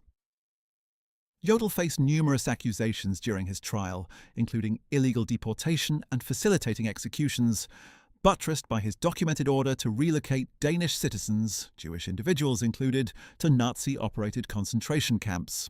He successfully refuted several accusations but pleaded not guilty on all counts and was ultimately found guilty on all 4 charges. He was subsequently hanged in Nuremberg prison on October 16, 1946. His final utterance was, "Ich grüße dich, mein ewiges Deutschland. I salute you, my eternal Germany." It was a soldier's death, or at least a soldier's last words, and perhaps that was how Jodl saw it, as a soldier who had followed orders and done his duty and paid the ultimate price not for his crimes, but for Germany's defeat. Whether that self-understanding was genuine or convenient is one of the many unanswerable questions left by the war. Among the commanders whose confrontations with Hitler deserve careful examination was a figure who embodied perhaps better than anyone else the tragedy of professional excellence placed in the service of an unwinnable cause. Heinz Guderian's second tenure as a senior commander, this time as Inspector General of Armoured Troops and, ultimately as Chief of the Army General Staff, brought him into the most intense and personally costly confrontation of his career with the man he served. But before exploring that final chapter of Guderian's story, it is worth pausing to consider what the broader picture of German command looked like by the autumn of 1944, because context is everything in understanding why these confrontations happened when they happened and not sooner. By the time of the Normandy landings in June 1944, the German military had been systematically stripped of the institutional mechanisms that might have allowed senior commanders to exercise genuine strategic influence. The officer corps of the Wehrmacht had been purged repeatedly since 1938. Officers who showed independent judgment, who questioned Hitler's operational decisions, who submitted assessments that contradicted the optimistic picture the Führer demanded, were removed, sidelined, or worse. The system that remained was one in which promotion depended on loyalty and the willingness to tell Hitler what he wanted to hear, and in which honest military counsel was not merely unwelcome, but genuinely dangerous. This created a command culture in which the perverse incentives ran entirely the wrong way. The more clearly you saw the truth, the more dangerous it became to say it, because saying it marked you as defeatist, potentially disloyal, possibly connected to the various resistance networks that the Gestapo was constantly hunting. The consequences for military decision-making were profound and catastrophic. An army that cannot tell its commander-in-chief the truth about what is happening cannot make good decisions. Hitler was, by the autumn of 1944, making all the major strategic and many tactical decisions himself, based on information that was filtered through layers of subordinates who knew not to deliver bad news too bluntly, planning on maps in his bunker with paper formations that bore increasingly tenuous connection to the actual condition of the forces on the ground. The result was a succession of strategic disasters, each one flowing naturally from the one before it, each one making the next more certain. Ferdinand Schörner provides a particularly illuminating example of the kind of commander who thrived in this environment. Schörner had none of the intellectual gifts of Manstein, none of the operational brilliance of Guderian, none of the strategic vision of Halder. What he had was ferocious, uncompromising energy, absolute loyalty to Adolf Hitler, and a willingness to enforce discipline through methods that verged on, and sometimes crossed into, terror. He was known for ordering soldiers shot for abandoning positions without orders, for driving his own forces to the edge of destruction through sheer force of will, and for reports to Hitler's headquarters that consistently portrayed impossible situations as manageable and defeats as temporary setbacks. He was exactly the kind of commander Hitler valued most in the war's final phase, someone who would not tell him the war was lost because such a person appeared to Schörner himself to constitute an act of defeatism rather than an assessment of reality. Hitler promoted Schörner to Field Marshal in April 1945, one of the very last Field Marshal promotions of the war, as a reward for continuing to fight when all other commanders were either surrendering, being surrounded, or simply watching their formations dissolve as German soldiers, who understood perfectly well that the war was over, even if their leaders refused to admit it, began to head west to surrender to the Americans, rather than wait for the Red Army. Schörner's Army Group Center in Czechoslovakia continued fighting after the surrender on May 8, 1945, holding out for several days in a military operation that had no purpose beyond Schörner's own determination to remain relevant in a war that had ended. He then abandoned his troops and flew west to surrender to the Americans, leaving his men to the Red Army and captivity. Schörner was handed over to the Soviets, who tried him for war crimes and sentenced him to 25 years in a labor camp. He was released in 1954 and returned to West Germany, where he was subsequently tried by a West German court for the summary executions he had ordered in the war's final weeks. He was convicted and sentenced to 4.5 years in prison. He died in Munich in 1973. His story is a reminder that the alternative to honest commanders who tried to tell Hitler the truth was commanders who told Hitler what he wanted to hear, and that those commanders did not save more lives by doing so. They simply added to the catastrophe. One cannot tell the story of Germany's generals without examining the particular fate of those who served on the Eastern Front through the war's final, desperate year. The Soviet summer offensives of 1944, Operation Bagration, and its follow-up operations destroyed Army Group Center in a matter of weeks, annihilating formations that had taken years to build and killing or capturing hundreds of thousands of German soldiers. The scale of the catastrophe dwarfed even Stalingrad, yet it received far less attention in the post-war military literature, partly because Western accounts of the war naturally focused on the campaigns in France and the Low Countries, and partly because the German generals who wrote the post-war memoirs had obvious reasons to emphasize their performances in the West. The generals who faced the Soviet summer offensive of 1944 found themselves dealing with a military machine that had transformed beyond recognition since 1941.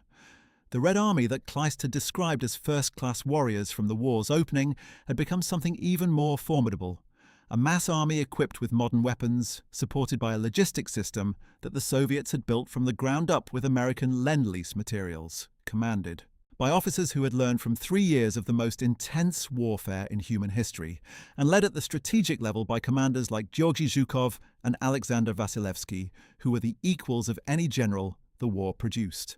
The German commanders who faced this force knew what they were facing.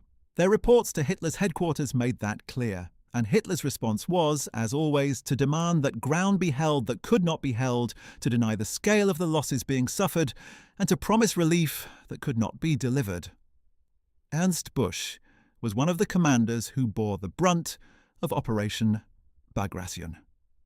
As commander of Army Group Center, he had been following Hitler's standing orders prohibiting defensive preparations or withdrawal, holding his forces forward in positions that Guderian and other senior officers had warned were dangerously exposed.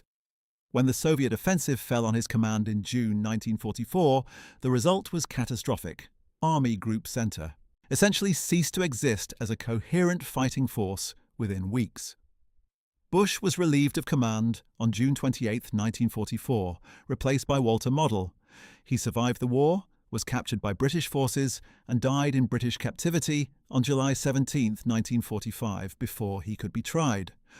The replacement of Busch by Model underlined a pattern that repeated itself throughout the war's final phase. The replacement of commanders who tried to report reality with commanders who projected optimism, followed by the replacement of those commanders when the optimism proved unsustainable. Model, for all his energy and personal bravery, could not halt the Soviet advance any more than Bush could.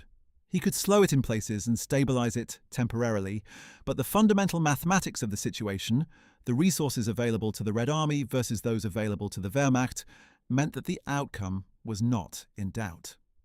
One of the more philosophically interesting figures among Hitler's senior commanders was Günther von Kluge's predecessor and successor in various commands, Georg Hans Reinhardt, a panzer commander who had built a distinguished record on the Eastern Front and who found himself in the autumn of 1944 commanding Army Group Center in its desperately weakened post-Bagration state. Reinhardt was not a man given to dramatic gestures or emotional confrontations with Hitler. He was a careful, methodical professional who presented his assessments clearly and accurately and accepted the consequences when those assessments contradicted what the Führer wanted to hear. He was relieved of command in January 1945 following the Great Soviet Winter Offensive, having held his shattered command together through months of continuous crisis with a professionalism that deserved better circumstances. He was not tried after the war, having been imprisoned by the Soviets and released in 1952. He died in West Germany in 1963. The story of the final months of the war on the Eastern Front is, in many ways, a story of men trying to save what could be saved from a catastrophe that had been set in motion years earlier and that could not now be stopped. The decisions being made in January and February and March and April of 1945 were not decisions about winning the war. They were decisions about how much more destruction would be tolerated before the inevitable end, about which German soldiers would be captured by the relatively merciful Americans and which by the Red Army, about whether this city or that industrial complex would survive the fighting or be added to the growing list of German places reduced to rubble. Among those working desperately in these final months to arrange some kind of rational conclusion was Karl Dönitz, now in his role as Hitler's successor. But Dönitz was not the only senior German military figure attempting to navigate the political complexities of surrender. Talks with Western Allied representatives had been conducted by various channels. Throughout the final months of the war, some of them with the knowledge of senior German commanders, some entirely clandestine. The dream shared by many German officers in the final phase was of a separate peace with the Western Allies that would allow Germany to continue fighting the Soviet Union. A fantasy that bore no relationship to Allied policy, which insisted on unconditional surrender from all parties simultaneously, but one that sustained a certain kind of hope in the minds of men who couldn't face the full implications of what unconditional surrender to all the Allies actually meant. One of the most remarkable episodes in this final chapter was the surrender negotiated by Karl Wolff, the SS general commanding German forces in Italy, with American intelligence representatives led by Allen Dulles of the Office of Strategic Services. Operation Sunrise, as it was codenamed on the Allied side, resulted in the surrender of German forces in Italy 2 days before the general German surrender, saving the region from further destruction. It was an act of unilateral negotiation that directly contradicted Hitler's orders and that Wolff carried out in full knowledge of the consequences if the Gestapo discovered it prematurely. Wolff survived the war, was tried and convicted for war crimes connected to his role in the deportation of Italian Jews to the death camps, and died in 1984. His negotiation with Dulles was one of the war's more morally complex episodes. A senior SS officer saving lives in the war's final days after years of service to a regime dedicated to mass murder. The contrast between the dramatic events of the war's final weeks and the careful institutional process of coming to terms with what had happened, the trials at Nuremberg and in various national courts, the denazification programs, the gradual construction of a new German military in the context of the Cold War, forms the background against which the final fates of the surviving generals played out. Some faced justice, some escaped it, some reinvented themselves as military advisors to the new West German army, the Bundeswehr, which was established in 1955 and quickly became a central pillar of NATO's defense of Western Europe. The presence of former Wehrmacht officers in senior positions in the Bundeswehr was a matter of considerable controversy. How could men who had served Hitler's regime, who had implemented criminal orders, who had commanded armies in a war of conquest and racial annihilation, be trusted to lead the military forces of a democratic state? The answer that West Germany's political leadership eventually settled on was pragmatic rather than principled. The Bundeswehr needed experienced officers, and in post-war Germany, experienced officers meant men who had served in the Wehrmacht. The attempt was made to exclude the most obviously compromised, those convicted of war crimes or deeply implicated in atrocities, while accepting those whose wartime records were considered defensible by the standards of conventional military service. Whether those standards were applied consistently and fairly is a matter that German historians continue to debate. Erich von Manstein was consulted by the West German government as it planned the structure and doctrine of the new Bundeswehr. His expertise in armoured operations and large-scale Eastern Front campaigns considered too valuable to waste because of his conviction for war crimes. He served as an unofficial advisor, his formal rehabilitation allowing him to be treated as an elder statesman of German military thought.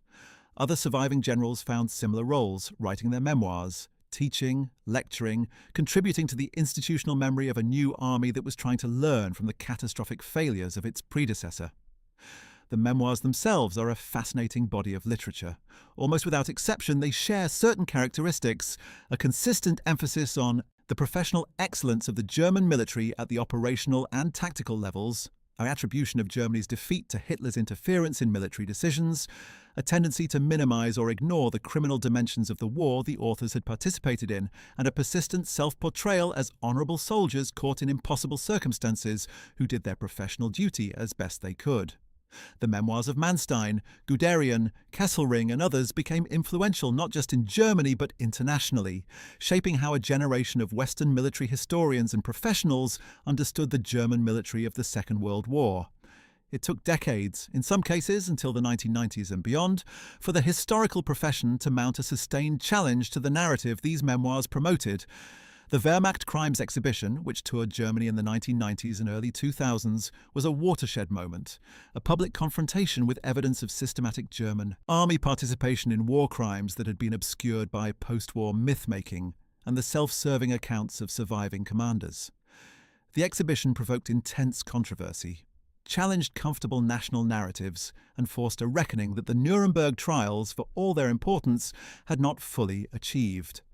The truth that emerged from decades of historical research is more complex and more disturbing than either the simple villains of Allied propaganda or the honourable professionals of Wehrmacht mythology. Germany's generals were, by and large, highly competent military leaders who understood that the war they were fighting was catastrophically mismanaged. They were also, by and large, willing participants in a war of conquest and racial annihilation whose criminal dimensions they were aware of and which they enabled through their continued service. The handful who tried to remove Hitler, most of whom paid with their lives for the attempt, were the exceptions.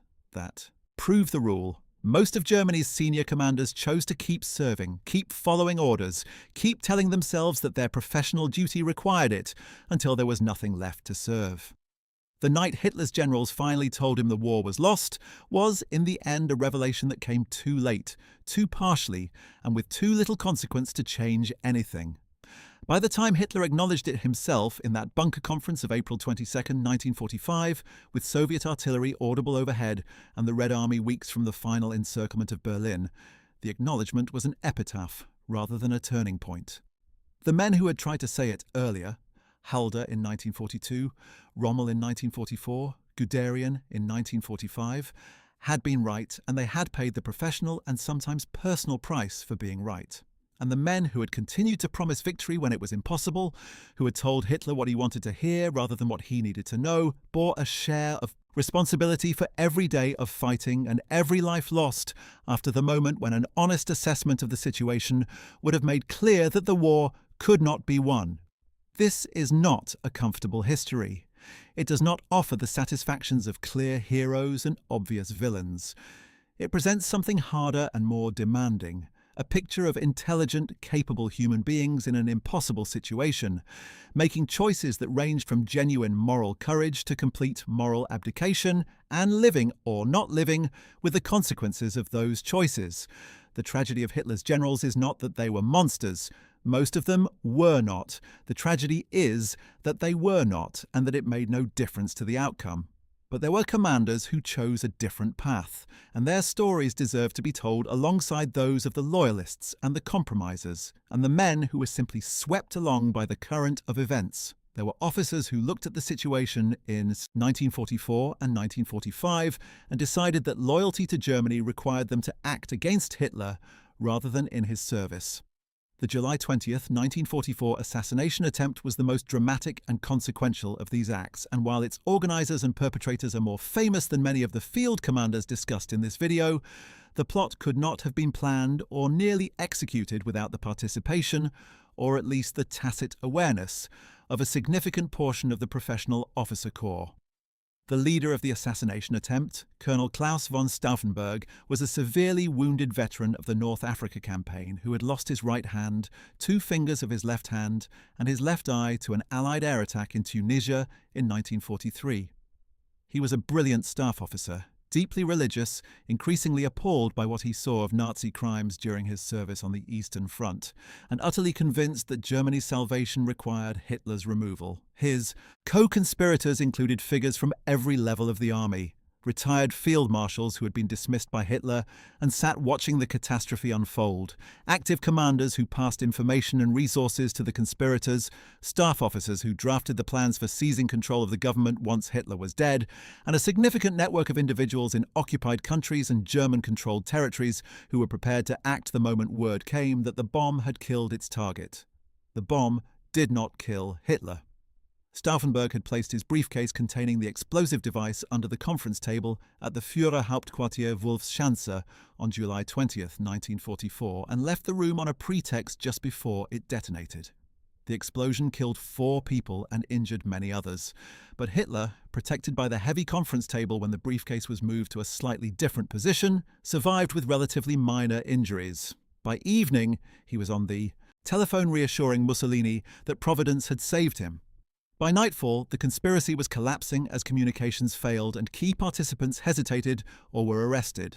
Stauffenberg was shot in the courtyard of the Bendler block in Berlin in the early hours of July 21st, 1944, along with 3 of his closest colleagues, in a hasty execution ordered before they could speak further. What followed was a purge of extraordinary scope and savagery. The Gestapo worked through connection after connection, arresting anyone who had known about the plot, supported it, or even failed to report knowledge of it. Almost 5,000 people were arrested. Nearly 200 were executed, many of them hanged on meat hooks with piano wire in the cellars of Plötzensee prison.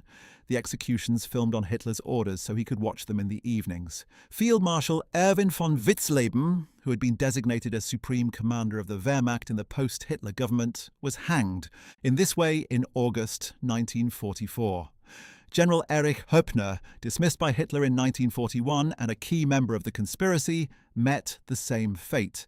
General Friedrich Fromm, the commander of the reserve army who had ordered the shooting of Stauffenberg and his colleagues in a frantic attempt to cover his own prior knowledge of the plot, was himself arrested, tried and executed in March 1945. The July 20th plot and the brutal response to it had profound effects on the last year of the war. It terrified any remaining potential dissidents into silence.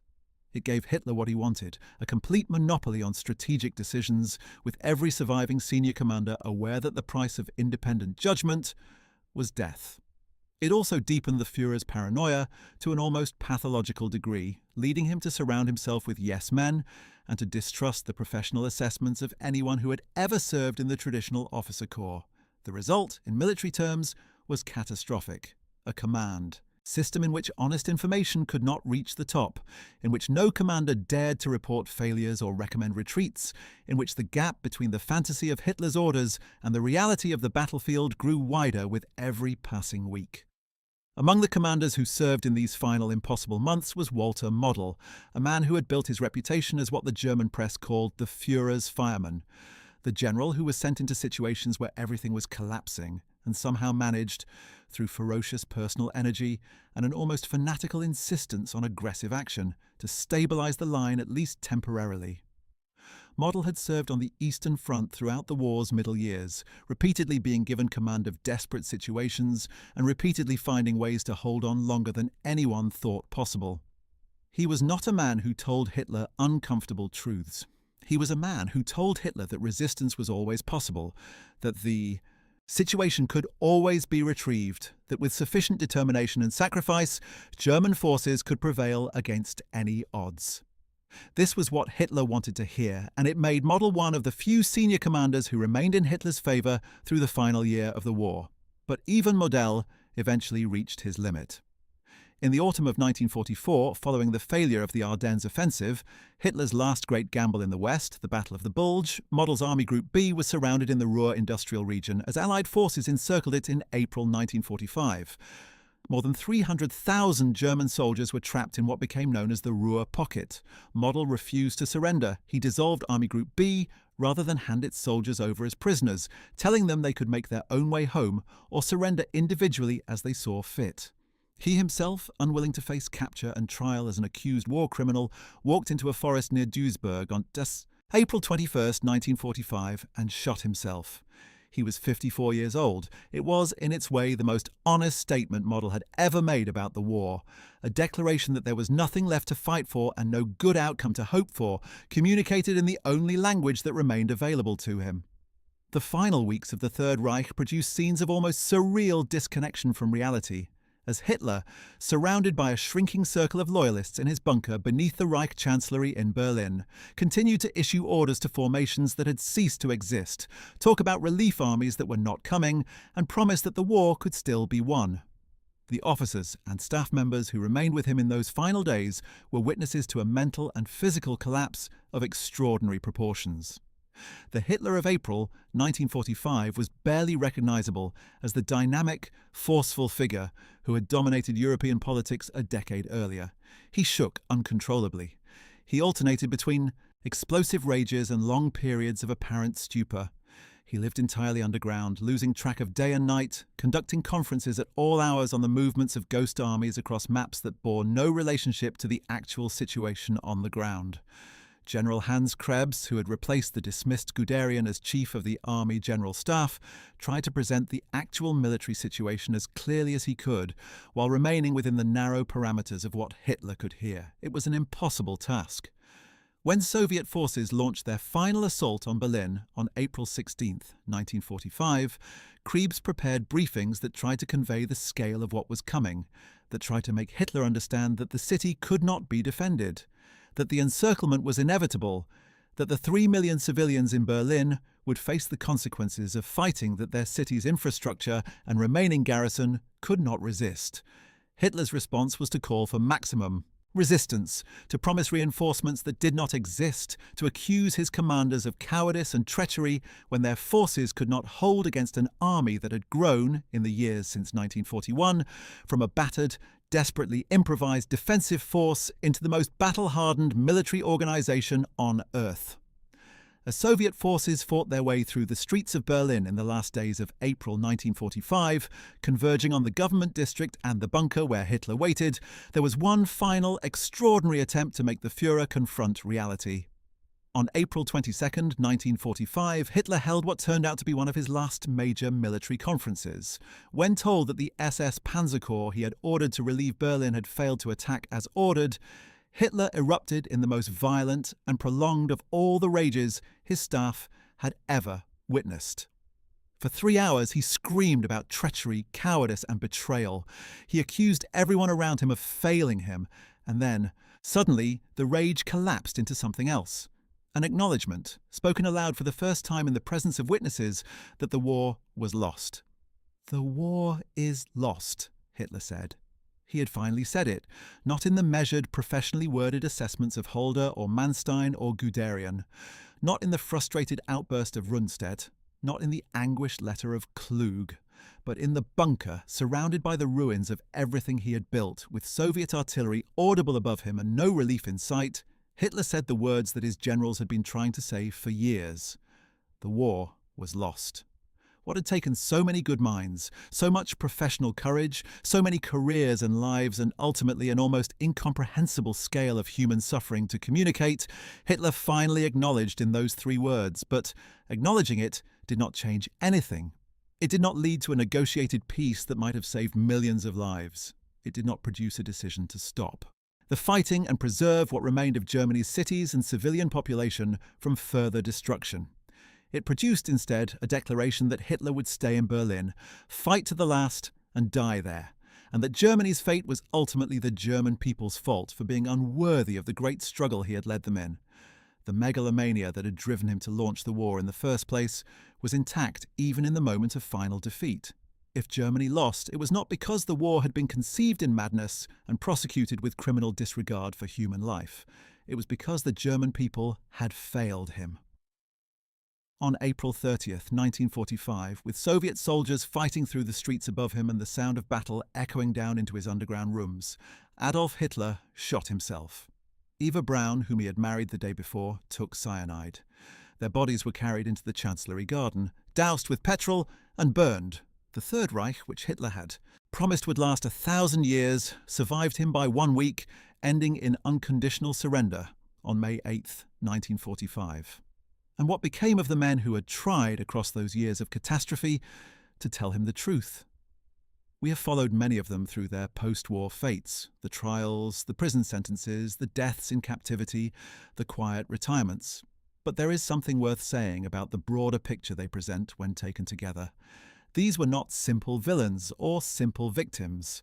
They were professional soldiers of high ability who served a criminal regime, who sometimes tried to moderate its worst excesses and more often simply executed its orders, who watched it lead Germany to annihilation and could not or would not do enough to stop it.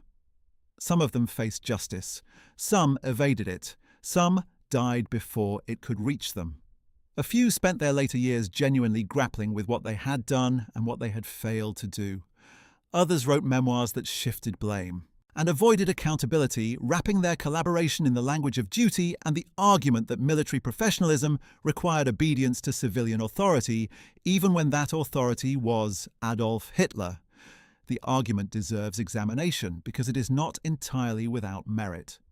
The tradition of civilian control of the military exists for very good reasons, and the consequences of generals taking it upon themselves to determine when civilian leadership is too wrong or too criminal to be obeyed are not always benign.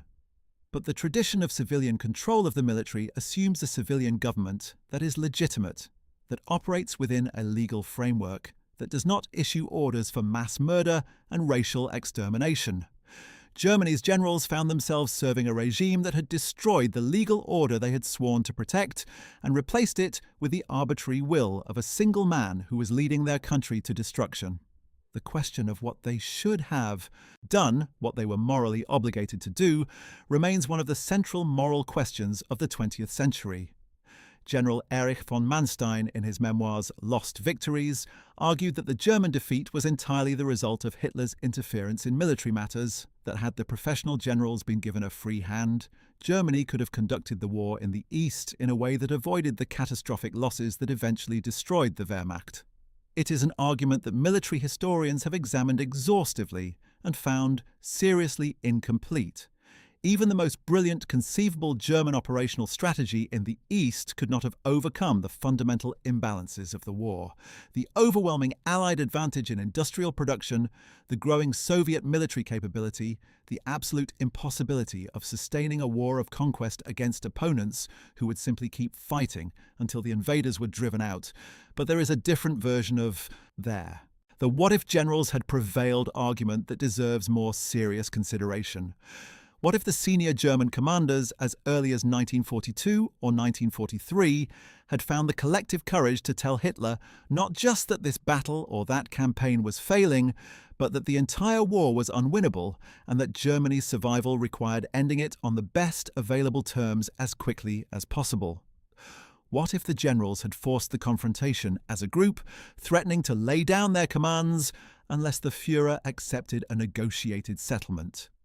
This is a counterfactual that requires imagining German officers behaving in ways that their entire professional formation had made almost unthinkable.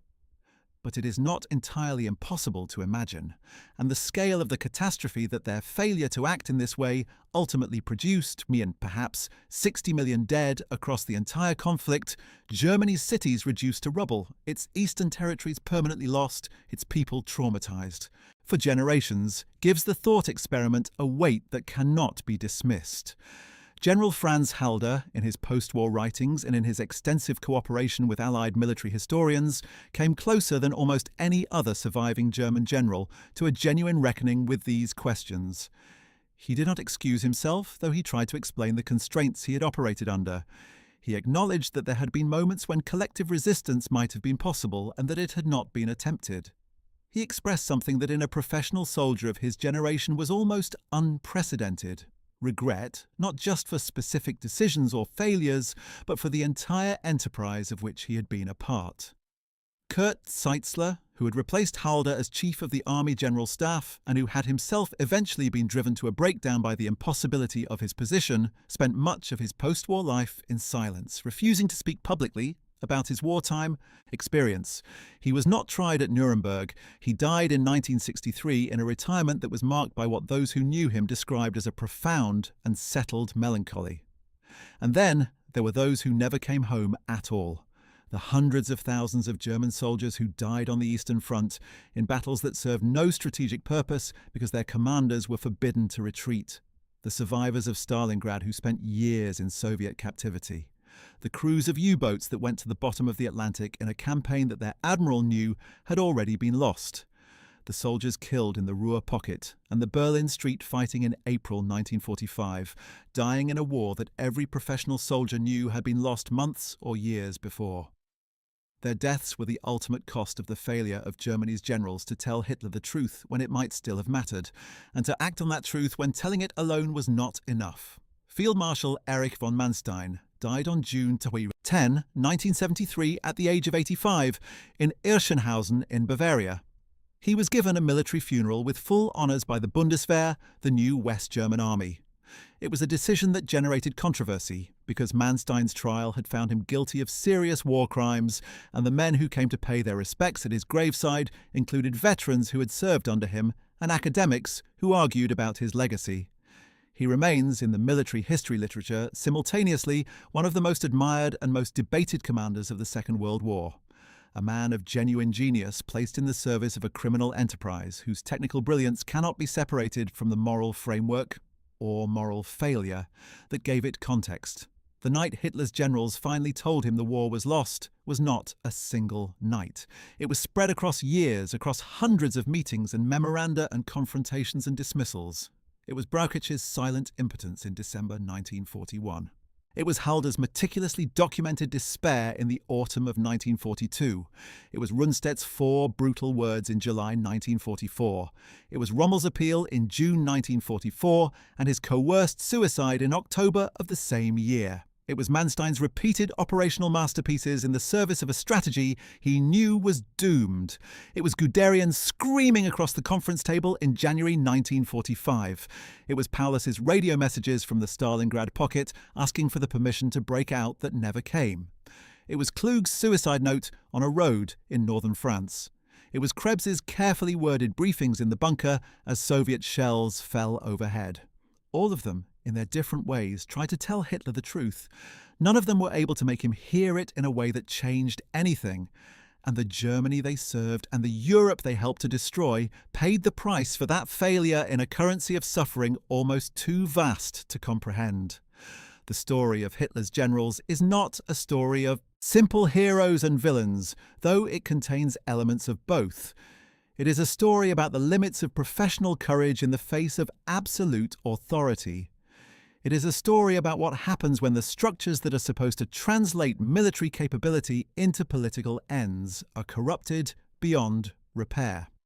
It is a story about brilliant men who could move armies across continents, but could not move one man from a decision that was leading everyone to destruction. And it is a story that matters, not just as history, but as a warning, about the relationship between military professionalism and moral responsibility, about the dangers of a command culture that makes dissent impossible, and about the cost, in lives, in civilization, in human possibility, of failing to say the truth when it needs to be said. The war was lost. They knew it. They could not make him hear it. And the world paid. Well, that's it. Thanks for watching. We hope you found this video informative and thought-provoking. If you enjoyed learning about the extraordinary and often tragic stories of Hitler's generals, make sure to check out our video about what happened to Germany's top field marshals after World War II. It covers many of the figures from this video in even greater depth, tracing their post-war fates and the complex legacy they left behind. Don't forget to like this video, subscribe to our channel, and hit the notification bell to stay updated on more World War II content. Every like and subscription helps us keep making these in-depth historical documentaries for you. See you in the next one.